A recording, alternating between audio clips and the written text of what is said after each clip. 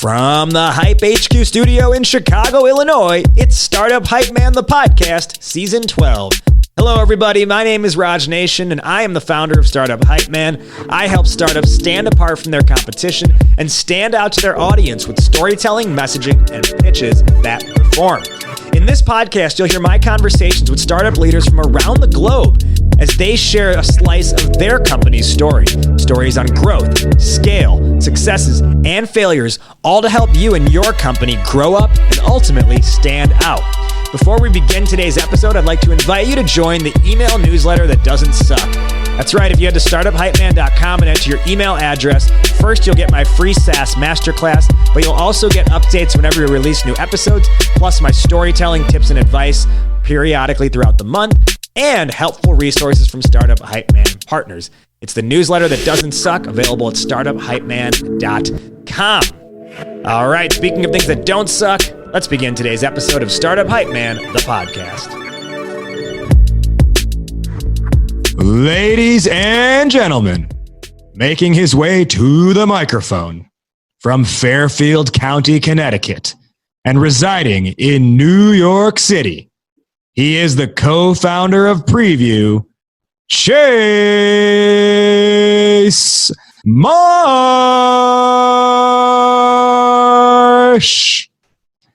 I love it. Thank you for that intro. Amazing.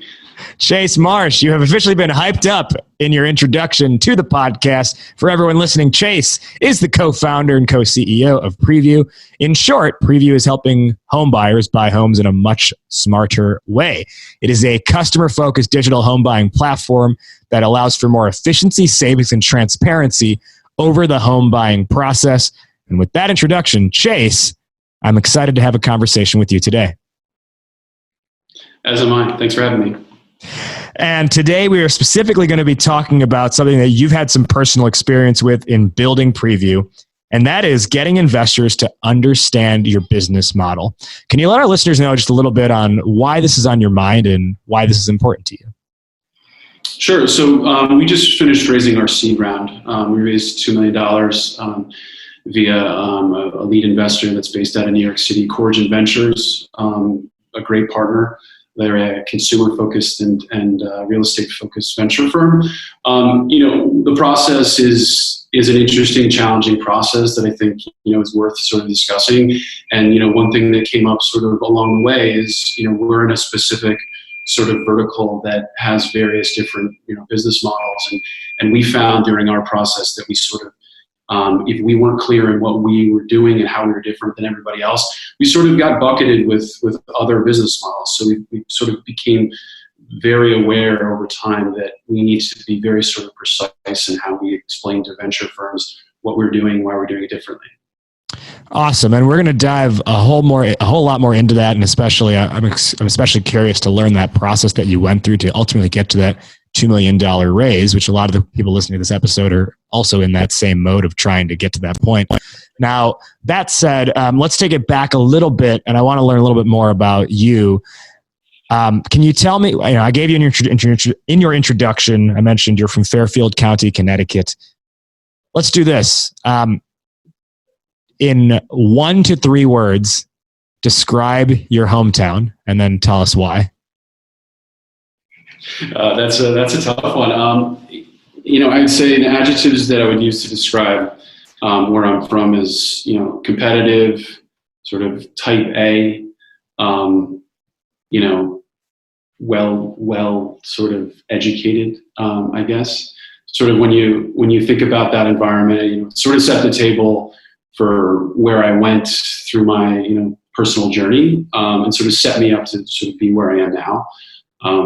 But I found myself in a lot of competitive sports growing up, in competitive schools, continued sort of through college, and then worked on Wall Street for 12, 13 years.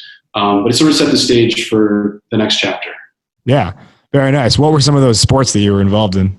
I played lacrosse, hockey, football. Those are the big ones. What would you say was either your favorite that you played or the one you thought you were best at? Lacrosse. I would have to say lacrosse. Okay. So I personally have never played lacrosse, and I've never played, I played like floor hockey, but not actual ice hockey. but and actually I never played football either, aside from recreationally. But lacrosse I've never played even recreationally. Can you tell me what you thought? What did lacrosse teach you about life when you look back on it? Sure. I mean, yeah, it's a team sport. You're not playing tennis by yourself. This is a team sport that requires a ton of coordination, whether it's running plays or communicating on when you're trying to defend against the other team. It taught me those sort of rules that you need to be good at what you do. You need to know your role. You also need to function as a team. Yeah. Speaking of teams, you ended up going to Yale for your undergrad, and then you worked at Citigroup, which is, for lack of a better word, it is a very large team for about a decade. Now, how did you meet your co-founder and build the team for Prevu? Sure. So we met actually at Citi, at our desk at Citigroup, and we actually were in the technology sector, so it's a relevant place to meet. We traded technology stocks together. He left to go to another opportunity, within a year's time, but we became fast friends, and we have, one of the reasons why I think that this works so well is we have sort of very complementary personalities. He has a very he has a good way to articulate sort of narratives, whereas I'm more sort of like a no-nonsense and operator, whereas he works more on the marketing side. So I think it very complementary sort of skill sets. And I think when you do have like co-founders, co-CEOs, you sort of want the sum of the two of them to be like the best possible person. So I think that sort of works for us. Yeah, I totally agree with you. In fact, it's one reason why, a very close friend of mine who we both met through entrepreneurship, there were a couple different times where we like batted around the idea of potentially doing our own, starting a company together. And then we were like, no, but like we're way too much like the same type of person with very similar skill sets. So that probably wouldn't make for the best co-founding relationship. So it's always good to have those complementary skill sets, as you said. Now let's talk through, how did you get the idea for Prevu in the first place?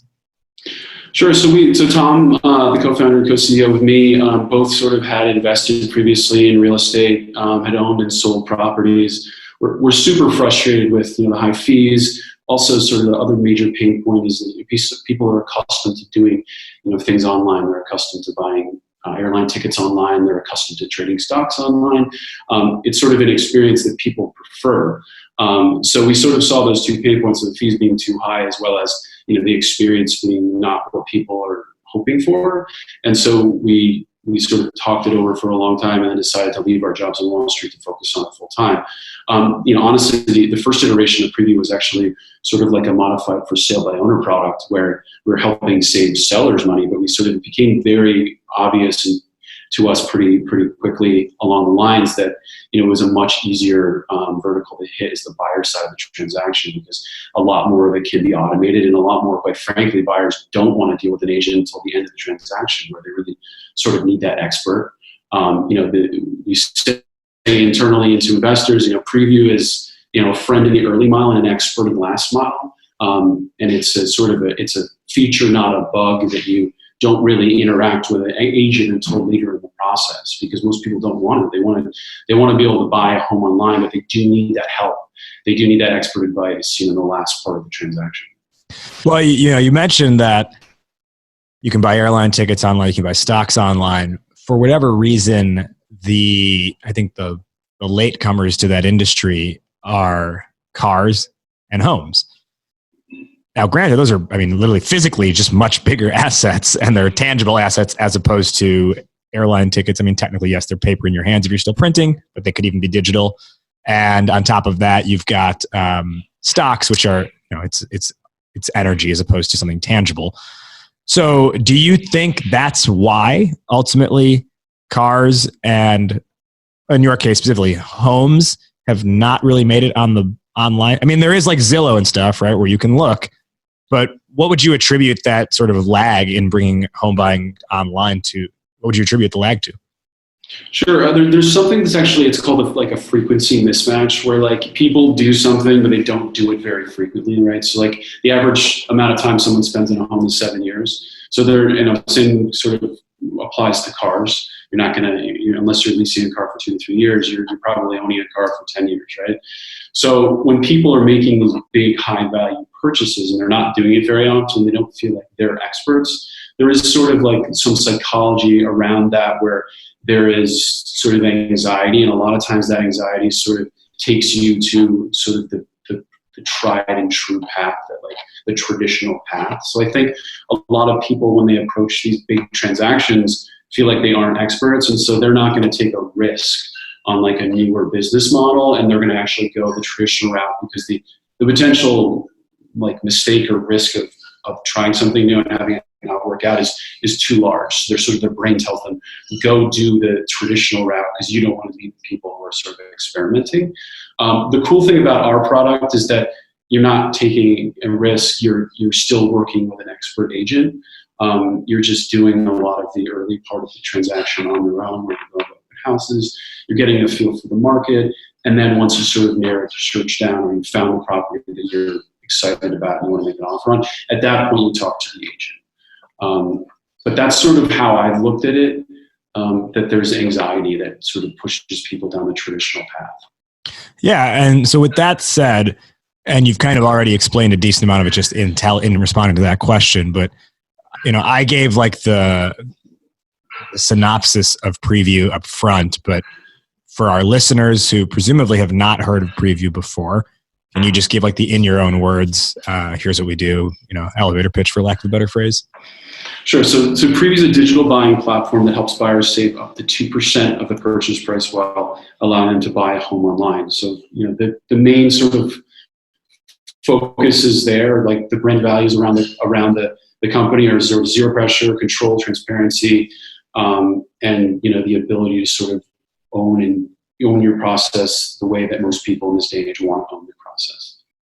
Okay, so with that knowledge, let's talk through now our main topic for today, which was on getting investors to understand your vision. So before we get to what ultimately you realized you had to do and what the outcome was in raising that $2 million in your seed round, let's talk through first, what was your initial pitch to investors and how was that received? Sure. So when we originally started, as I think I said before, we sort of started as a for sale by owner platform. So the original pitch to investors was, we're going to sell your home for less money, right? Which has been, this sort of model has been tried before. We thought we were going to sort of put some additional technology around it, make it different. But what we found was the seller side of the journey is a lot more stressful. There's a lot more stuff you can't automate. So then again, we pivoted quickly to the buyer side of the transaction, which is generally a much happier process, and there's a lot more that can be automated. So when we originally were pitching sort of angels for like a pre-seed round, we were talking about the seller side, and I think we talked to a lot of people who were super excited about it. We talked to a lot of people who were like, "Hey, I've seen this before. This isn't that interesting." We are talking here with Chase Marsh, co-founder of Prevu, the digital home buying platform. Now, Chase, with that just said, so you said you were originally focusing on the seller's market. This can be a conundrum in marketplace economies for a lot of startups where they're like, well, what's the more attractive play to investors? If we pitch the user side, then they're going to see there's not a revenue play. But if we pitch the buyer's side or the seller's side, that tends to be the more attractive route. And what you're saying is you did do that. However, it kind of pigeonholed you into we've seen this before. Do you recall like specific conversations or specific reactions from investors and how they received it? Well, so looking at, I'll talk about when we were raising venture money for the seed. So talking more, later stages after the pre-seed round. When we were pitching investors, venture investors, a lot of times you were sort of met with the question like, how are you different than like Redfin, or how are you different than Compass? Which generally like sort of showed that there wasn't like a full understanding of what the value proposition was, which we sort of owned. Like we didn't make it clear enough either in the deck or in the meeting that they were asking that question. Like that was a big red flag. Like they should have known how we were different than Compass and how we were different than Redfin. So that's something that we figured out quickly, that we need to address this. Like, we need to make sure that they know that we're different than Redfin and Compass, and we need to make specific reasons as to why we're different than Redfin and Compass. So we continue to sort of tweak the pitch, change the pitch, make sure that like the deck was crystal clear very early on, like what those sort of key differentiators were, and how we were approaching the problem from the buy side of the marketplace versus the sell side of the marketplace.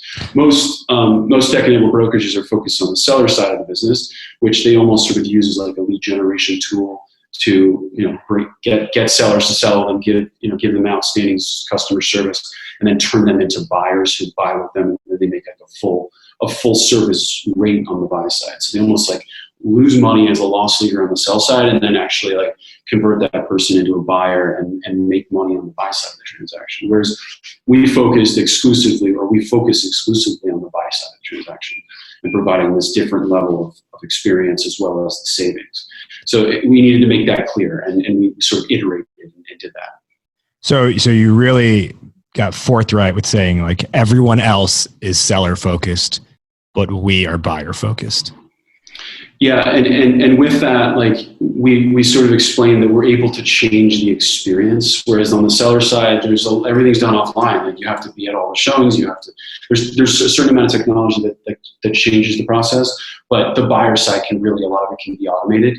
And a lot of the tasks that buyers are doing over and over again, you create technology to fix that, and where it's a platform that guides you through your journey. Whereas the seller side, you can't really do that. So we needed to be like upfront with sort of what our value prop was. In addition to that, like, as I said, the seller side of the business, seller platforms are losing money to then try to make money on the buy side. We were actually making money. So like our lead investor was sort of very forthcoming with sort of feedback to us. They looked at like 50 to 60 of these companies. And when they looked at most of these companies, most of them had like negative contribution margins or negative gross margin. They were super excited about the fact that we actually had positive gross margins, and then we're able to acquire customers very inexpensively. We actually ended up converting at a very high rate. So those were sort of things that we needed to make sure we got across like immediately in these meetings, rather than waiting towards the end in like the Q&A. We needed to make sure that like you have a window in the beginning of that pitch, or you have a window in the beginning of that email to the venture firm that you need to get across. Hey, we're different because of these bullet points, and also, by the way, we have very high revenues relative to sort of our competition. So those were things that we iterated, and we put super early in emails to venture firms, put it super early in sort of the pitch. So that it wasn't lost. Yeah. Now, in coming up with that value proposition, was it something that you were let me ask you right now, at least do you recall, did you create like a one sentence or a one phrase value prop statement? And do you know what that is, or do you remember that to be able to share it now? Sure. I mean, like the one line that we sort of used is the, Prevu is a digital buying platform that helps buyers save up to 2% while also allowing them to buy a home online. So that was sort of what we refined it into. And then typically, like in those emails, the pitches, we want to like quickly follow that up by saying, by the way, we've done 150 deals and we've saved home buyers over $3 million, and sort of hit on quickly. I think like one thing that there's a conference that Thomas and I typically go to once a year. It's out in San Francisco. It's actually Jason Calacanis' conference, obviously like a well-known investor. We've done an episode on the show in the past, specifically on a entrepreneur, Amanda Greenberg, who Jason Calacanis is one of her investors, and she talked about how she got in front of Jason Calacanis. So it was always funny. It's always funny to us because we've gone to this now 2 years in a row. And so like in between, presentations or segments, they typically have like filler. And the filler is typically like sort of people giving their pitch, right? Like they have like three founders that go up and sort of like battle it out. They have like, 2 minutes to give their pitch.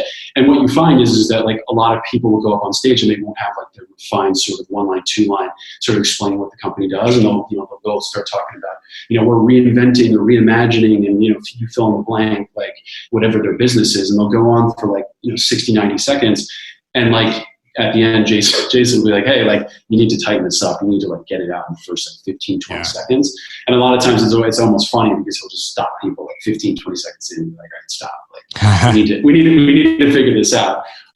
But it's funny. You see time and time again, like founders doing that same thing, whether they're basically going on and on for like 60, 90 seconds, and they don't have that like super tight, coherent explanation of what their company does that like an investor can really understand very quickly. Yeah. And let them ask questions after that. But going on for 60, 90 seconds is probably not the right approach. Can you one more time say what that statement was for Prevu, the value prop statement? Sure. Yeah, so Prevu is a digital buying platform that helps buyers save up to 2% while being able to buy a home online. Did you find that like what comes after the comma was a very attractive part of that statement? It was while being able to buy a home online? Well, so the whole idea of the company was sort of to solve those two pain points. So we wanted to make sure that we got both of the pain points in that sentence. Like the first being the fees are too high, and the second being we think people in this day and age should be able to buy a home online. So that after the comma is the part about being able to buy a home online, and before the comma is sort of the value proposition around the dollars and cents. Sure, yeah, and I think that's like like that's kind of like the thought process as you hear it. So once you created that updated value prop statement, how do you feel, or how did it change your pitch deck? Yeah. Well, when we sort of thought about the pitch deck and we thought about the emails that were going out to try to get those first meetings, we sort of tried to put ourselves in the sort of the shoes of the venture firms, and like each of these venture investors, they're getting thousands of emails, like probably over the course of a couple months. They're probably getting like 20 emails a day. So the analogy for me was like, if you've ever hired somebody and you got like a stack of resumes, you're going through a stack of resumes and you're trying to find like those nuggets that like you pull out and you're like, wow, that one's interesting. I'm gonna take a second look at that one. And then you see sort of the generic ones and you put that in another pot. So we sort of tried to reverse engineer like how are we going to approach this? How are we going to go after this to create sort of our specific data points that will attract sort of the first engagement from that venture firm. So again, a clear, concise sort of first intro. I think the things that worked for us is we produced a lot of revenue. We pretty significant revenue. So like we made sure that within like the first 2-3 sentences or the like bullets, however you're going to organize it, that we highlighted the number of deals we've done, the revenue, the savings, as well as sort of the value proposition. So that's sort of how we looked at it. That something needs to pop off that page in order for you to be picked from that group of thousands of emails. Yeah, and that's like your like page, well, almost like your executive summary, right? Exactly. Yeah. Yeah. Okay, so let's talk through then. Given that ultimately it's about getting them to understand the business model, not just the value prop, but the business model overall. Can you talk through what exactly is the Prevu business model? Let's start there with just that question. Sure. So our agents represent buyers, and as part of that, they get paid a buyer's agent commission. So we get back 2/3 of the money that we receive representing the buyer. So typically, if it's like a 6% listing, 6% is paid by the seller, we'll get half of that, so 3%, and then we'll give back 2/3 of that. So buyers can save up to 2%, meaning 2/3 of that 3%. We provide all the expert advice of a traditional agent, but it's a different experience. So we're working with these buyers, helping them find the homes that they want, and we're giving them money back. Now, within that, were you going to investors who were already familiar with this type of a business model, or did you have to educate them on this type of business model? Well, so that's a really great question. So advice that was given to us very early on, actually by a venture capital firm, they're also a personal friend of mine. He said there are a lot of people that know real estate, and there are a lot of people that know tech, but there aren't that many people that know both. So when we looked at who we were going to go after, we were sort of very specific in terms of the subset of VCs that we wanted to go after, because we didn't want to spend the first 30 minutes of the 45-minute meeting explaining like how real estate worked. So we went and we found companies or venture firms that had previously invested in tech and real estate, and also consumer was sort of an important vertical for us to hit as well. So when we go to those meetings, there's a lot of wasted time if they don't know the vertical real estate. And so we sort of went after firms that had specifically real estate and tech focus. So we sort of hopefully had sort of gotten 90% through the education side, where we could really then explain how we're different than other people in that vertical, rather than explaining the vertical itself. The lesson there is not all investor meetings are good investor meetings. Just because someone says yes does not mean you should say yes, we'll take that meeting with you. That is absolutely true. Okay, so once you got your target investor, let's call it, and you were able to get in front of that, those groups of investors, was it as simple as just explaining in that one sentence how you make money that you did, a minute or two ago here? Or did you find there was a lot more like massaging that had to go into that explanation? Yeah, so I guess let me start by saying we're two guys who came from Wall Street. We're first-time founders. We're non-technical founders. We have a bit of domain expertise, but we're not specifically like real estate guys. And we'd self-funded ourselves. So we're sort of like, when you look at like the people who are likely to sort of succeed in the venture capital raising process, we're probably like, heading into that, the odds were sort of stacked against us, which is sort of, it's nice to have sort of beaten the odds. But, when you look at our company, we had to sort of prove to the world via our traction and via our product that we were, something to be sort of reckoned with. So when we looked at sort of going after the people after we sort of secured the lead investor, it certainly was easier because there was a degree of FOMO, right? Like you've already secured like a large portion of the round, and then you're going to go out and sort of try to get the rest of it.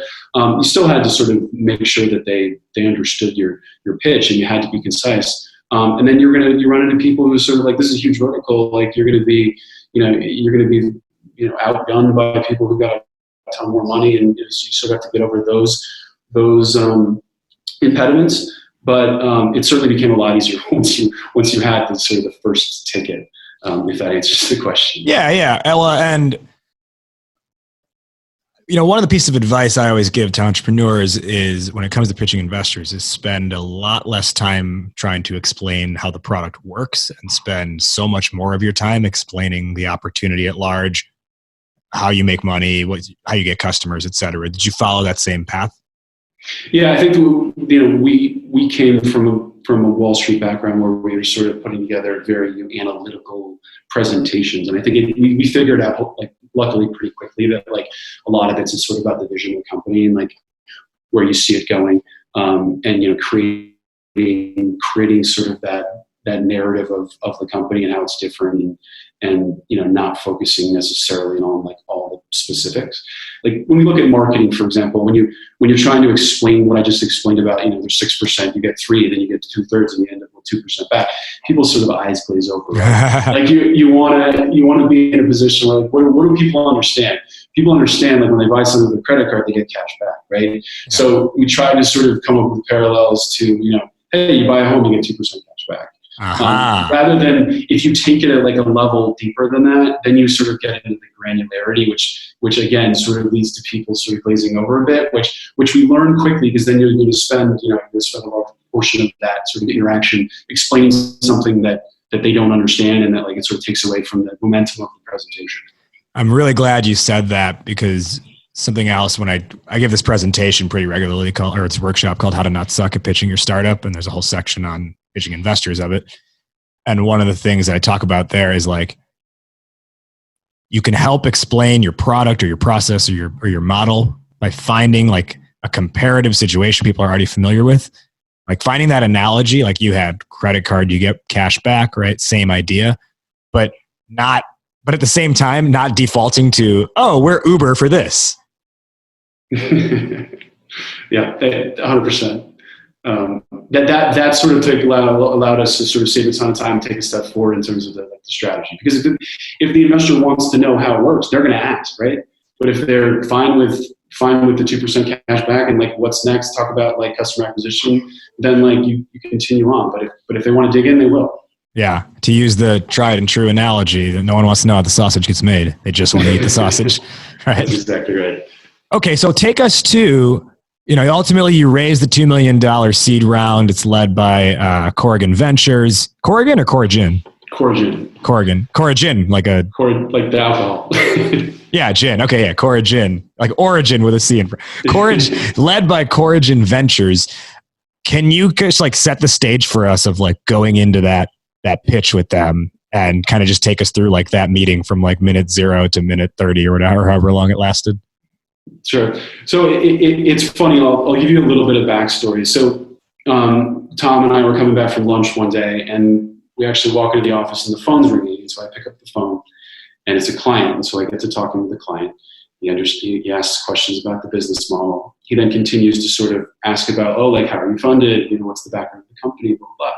So we talked for probably 45 minutes, and then he comes clean. He's like, hey, by the way, I'm in the tech community. Like, you should talk to my friend, who's a very famous West Coast venture capital investor who invested in like more than 10 unicorns like early on. So like, I'm like, holy smokes, like that's an amazing introduction. So I ended up having a conversation with that person on the West Coast. And so at that point, we had convinced this West Coast guy that this was an amazing opportunity. He put a term sheet in front of us. So sort of like heading into the Corigin meetings, we at that point we actually had a term sheet. So we sort of had like a little bit more swagger than we otherwise would have had. But we immediately sort of realized that they're a great partner because of the fact that they focus on direct to consumer, and they also are very knowledgeable in the real estate vertical. So we also sort of used the fact that we had another term sheet, to our advantage to a degree, like letting them know, because it is a competitive space. So going into those meetings, we did them like we did the rest of the meetings previously, and they really liked it. They followed up with questions, and then things happened pretty quickly. But one of the other things that I wanted to highlight is like it's sort of like a crazy sort of series of events. Like if we'd been like longer at that lunch and I hadn't come back and picked up the phone, we hadn't gotten the term sheet from the guy on the West Coast, and like who knows like how things would have happened. Like FOMO is a big thing that occurs in the space, and we didn't really want to overplay the FOMO side of things, but it's certainly like something that you need to sort of like consider when you're going through the process. So serendipity and timings played a big role in this too. For sure. Yeah. So before we wrap up, as we get to the end of our session here, can you let our listeners know where they can find Prevu and perhaps learn more about it and maybe even find you as well online? Sure. So our domain is Prevu, so Prevu, so spelled differently than normal. So prevu.com. My personal email is chase@prevu. And we're currently live in New York and Connecticut, and we're going to be expanding to a bunch of different geographies in the next 6 to 12 months. So please feel free to reach out. Awesome. Now, to wrap up, we will close with, we'll each give our sort of respective one or two big takeaways from this conversation for the audience. I'll start and then I'll hand it over to you. To me, I think it really starts with, and our topic today was getting investors to understand your business model. Kind of as you said, once you got the full and real understanding of your value proposition, it started to change how you talked about everything from there out, how you built the deck and how your conversations were going. So I think that's really like the right starting point in getting investors to understand the business model. Yeah, again, it's like you need to figure out what your hook is and like what are going to be those sort of bullets or those very specific refined points that are going to sort of allow you to differentiate yourself, sell your company, give that VC the amp that they need to like go to their weekly meeting and sell it to the rest of the team. Because if you can't distill that, then like you're going to have a major problem sort of just getting people's attention. My final question, which we are doing as a new thing with this season, is fill in the blank. Entrepreneurship is blank. I would have to say entrepreneurship is persistence and not giving up. Persistence and not giving up. As I'm sure you hear all the time. Like there are a lot of sort of ups and downs in the industry when you're working on a company. Luckily, we just raised, so everything's great. But certainly, as you're sort of figuring out your product and you're figuring out who your users are and how to attract them, it's a bit stressful. But I mean, I think if you continue to sort of fight through it, you get better, you iterate. It allows you to, it increases the likelihood that you succeed. Yeah. Obviously, you always quote the 9 out of 10 startups fail. We're numbers guys over here, and so we want to make sure that we can sort of give us the best advantage we possibly can. Yeah, I always joke. You said you've raised $2 million, but you're still, you still got to be persistent. I always joke that, like, technically when you raise money, it just means you're that much in debt now. Yeah, I mean, it's exciting, and it's sort of like the analogy that I sort of think about in my head is like you've climbed to the top of the mountain, and it's almost like you crest the top of the mountain, and then you see it like another bigger mountain in front of you. So it sort of just continues and continues, but that's sort of how this works. But it's better to have climbed the first mountain than to have not been able to climb the mountain. He is Chase Marsh. He is the co-founder of Prevu. Chase, thank you for joining us on the show today. Thank you so much for having me. Appreciate it. That concludes this week's episode. Thank you so much for listening. If you liked what you heard, you can share this episode with a friend, or you can leave a rating and review on the Apple Podcast page. When you do that, it boosts us in the search results, and ultimately that means more entrepreneurs will listen, which means we share the message, we spread the mission, and support more entrepreneurs at the end of the day. You don't have to stop with the podcast if you want more, and if you are interested in telling your company's story better across your demo calls to investors and to any audience you seek, well then why not have a conversation with me? Head to startuphypeman.com, fill out a form there, and let's talk. If you've got recommendations for future guests for the show, or you want to be a guest on the show yourself, email media@startuphypeman.com. That'll tie a bow on this one. Thank you again to this week's guest for joining. I am Raj Nation. You have been listening to Startup Hype Man, the podcast. We will see you next time. Hype Man out, word up, raise up. Got you howling at the moon, yeah. This a dance with the devil, girl. Instead of sundown too, yeah. This a dance with the devil, girl. Tell me what you gonna do, yeah. This a dance with the devil, girl. And if you can't get it loose, then fall into the truth. It got you howling at the moon, yeah. This a dance with the devil, girl. Instead of sundown, yeah. This a dance with the devil, girl. Tell me what you gonna do, yeah.